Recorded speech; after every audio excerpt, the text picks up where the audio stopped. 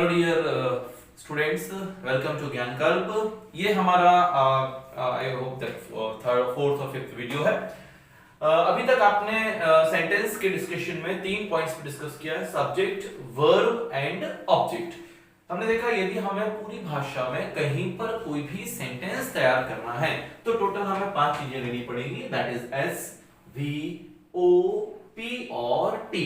S का मतलब है सब्जेक्ट, V का मतलब है वर्ब, O का मतलब है ऑब्जेक्ट, P का मतलब है प्लेस और T का मतलब है टाइम। इसके पहले के जितने वीडियोस थे उनमें हमने तीन टॉपिक्स पे डिस्कशन किया हुआ था, दैट इज सब्जेक्ट, वर्ब और ऑब्जेक्ट। शॉर्ट में मैं ब्रीफ कर दे रहा हूं। सब्जेक्ट मतलब वे सारे के सारे वर्ब, नाउन या प्रोनाउन जो सेंटेंस में हो रहे काम को करते हैं, सेंटेंस का सब्जेक्ट कहलाते हैं। परंतु वे सारे के सारे वर्ड जो सेंटेंस में तो हैं पर सेंटेंस में हो रहे काम को नहीं करते हैं, सेंटेंस का ऑब्जेक्ट कहलाते हैं। काम किया तो सब्जेक्ट, काम नहीं किया तो ऑब्जेक्टिव कैटेगरीज में उन्हें रखा जाएगा।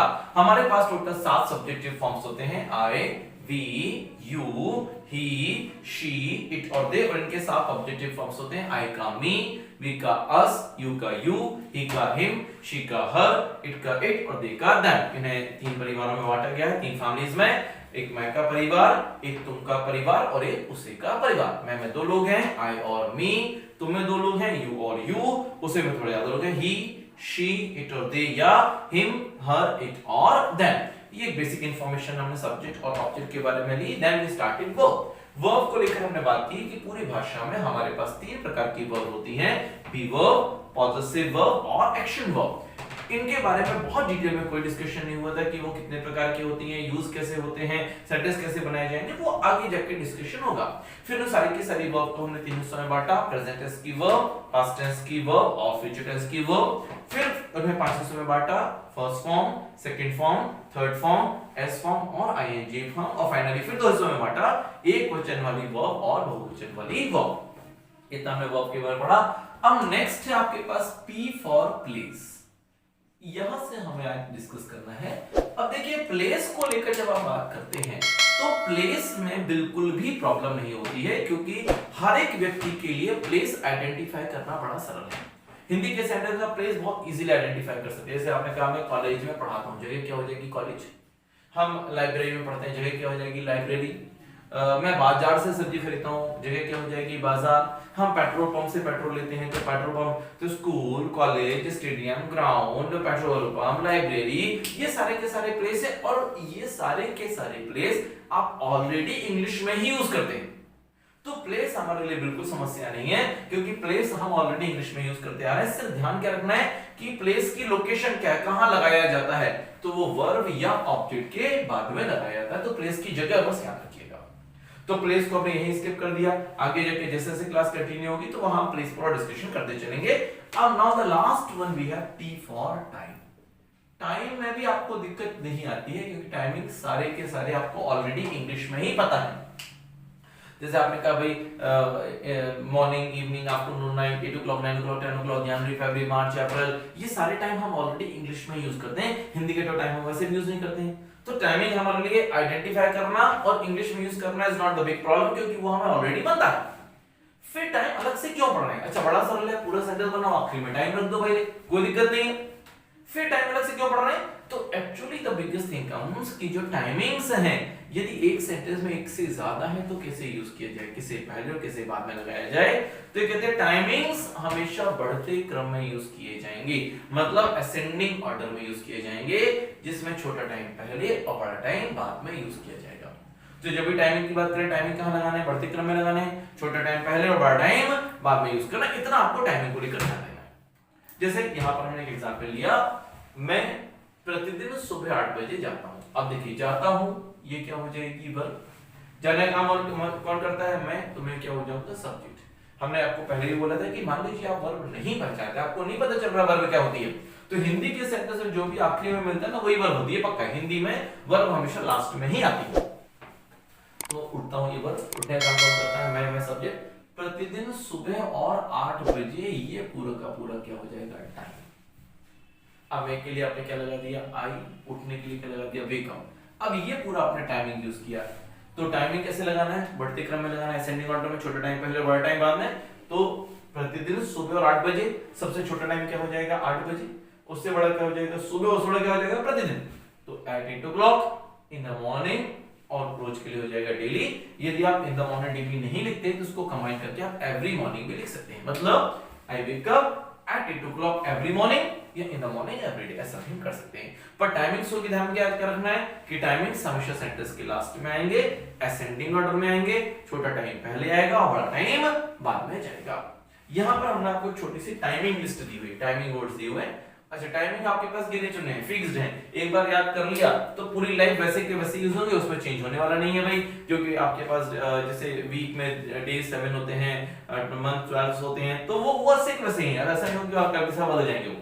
तो एक बार आपने उनको तैयार कर लिया तो पूरी लाइफ वो वैसे के वैसे ही यूज होने वाले हैं।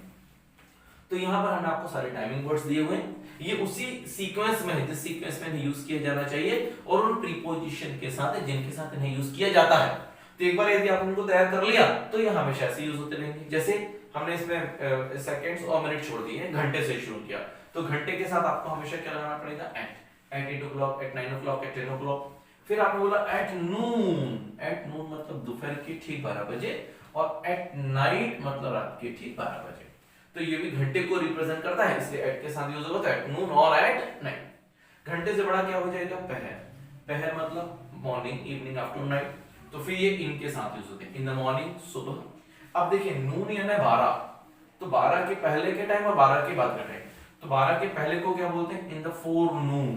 तो 12 के पहले का टाइम 9 से 12 का जो टाइम है वो फोरनून हो जाएगा, तो इन द फोरनून। और नून के बाद मतलब आफ्टरनून, तो नून यानी 12, 12 के पहले वाला फोरनून, 12 के बाद वाला आफ्टरनून, तो in the afternoon, in the evening और इन द नाइट। तो ये सारे के सारे पहर हो गए, पांचों पहर जो हम इनके साथ यूज करेंगे।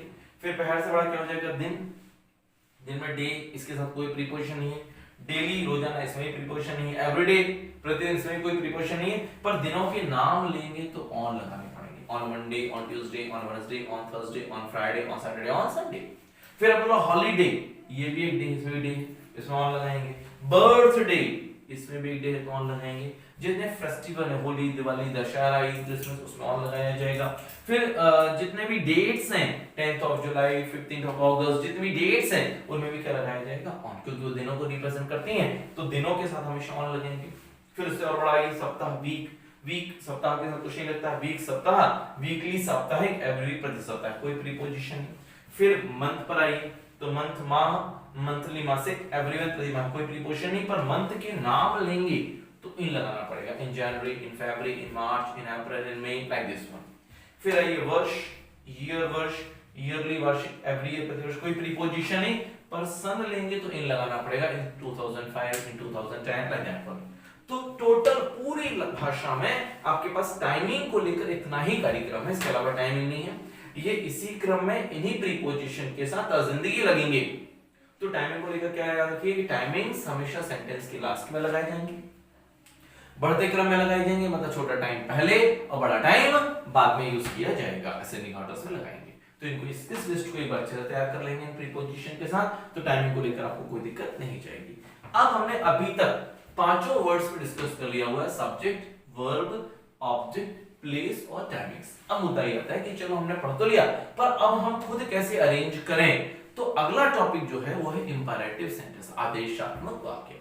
एक्चुअली यदि आपको सेंटेंस बनाना है तो जैसे आप कोई सेंटेंस बनाएंगे उसमें कोई ना कोई टेंस जरूर आएगा, क्योंकि बिना टेंस के सेंटेंस नहीं बनता है। और टेंस तब तक नहीं बनेगा जब तक सेंटेंस बनाते ना बने। तो बड़ी उलझन के पहले क्या पढ़े, सेंटेंस की टेंस।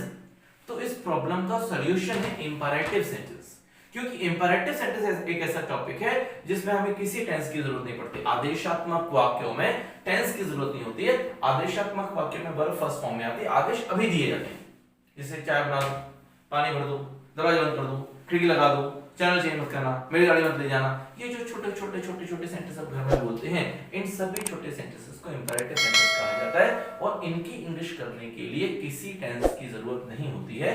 इसीलिए यदि वाक्य बनाना सीखना है तो इस टॉपिक को सबसे अच्छा टॉपिक माना जाता है, जिसकी हेल्प से हम सेंटेंस जल्दी बनाना सीख सकते हैं। तो इसके बाद अब अगला टॉपिक जो आएगा that is known as imperative sentence, और आप सेंटेंस बनाना शुरू कर लेंगे। आपको समझ में आ जाएगा कैसे सेंटेंस बनाना, तो कॉन्फिडेंस बिल्डअप हो जाएगा नहीं कि how to make the sentence, कि हम सेंटेंस खुद बना पा रहे हैं और हम आगे उस चीजों को कर सकते हैं।